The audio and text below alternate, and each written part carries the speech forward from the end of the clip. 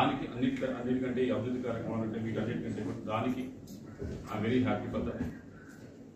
అయితే ఈరోజు ఒక అనిశ్చితి నెలకొంది రాజకీయంగా. దానికి అది అనిశ్చితి క్రియేట్ చేయడానికి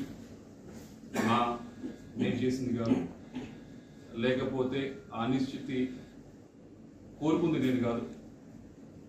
దాని వల్ల ఎక్కువగా ఏదైతే ఈ కన్ఫ్యూజన్ అంతా ఉందో దీనివల్ల అటు పార్టీకి ఉపయోగం లేదు, ఇటు నాకు ఉపయోగం లేదు. మరీ ముఖ్యంగా క్యాడర్ ఎవరైతే ఉన్నారో వారందరూ కూడా ఈ కన్ఫ్యూజన్ సిచ్యువేషన్లో గడిచిన 15 రోజుల నుంచి 20 రోజుల నుంచి ఏదైతే నడుస్తూ ఉందో దానివల్ల వారికి కూడా ఎటు వెళ్ళాలా, ఏం చేయాలా, ఏ డైరెక్షన్లో పోవాలనేది అర్థం కాని పరిస్థితిలో వాళ్ళందరూ కూడా ఉండడం జరుగుతూ ఉంది.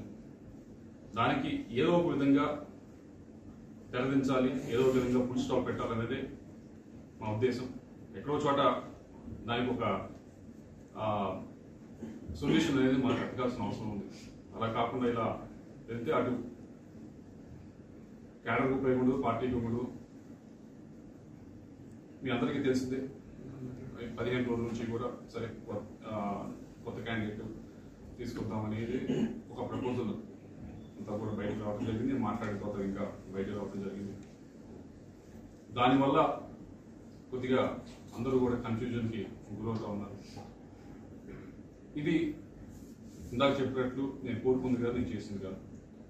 ఇది వేరు వేరు కారణాల వల్ల ఇలా ఫ్లైఓవర్ వచ్చింది.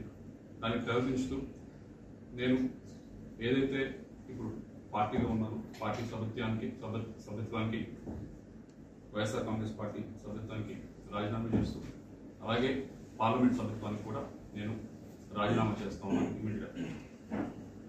దీంతో అన్న కొద్దిగా ఈ కన్ఫ్యూజన్ అంతా కూడా ఇదంతా కూడా తొలగిపోతుందని చెప్పి ఆశిస్తా ఉన్నాను. నాకు ఈ 5 సంవత్సరాల నుంచి కూడా ఎంతో సహకరించారు. అటు రాష్ట్ర ముఖ్యమంత్రి గారు నన్ను యంగ్గా ఉండగానే నన్ను ఎంకరేజ్ చేసి ఎంపీగా నిల్చోబెట్టారు. దానికి అన్ని విధాలుగా కూడా నేను చేయగలిగాను. అభివృద్ధి కార్యక్రమాలన్నీ కూడా చేయగలిగాను. అలాగే పార్టీ పరిస్థితి కూడా, పార్టీ పరువును కూడా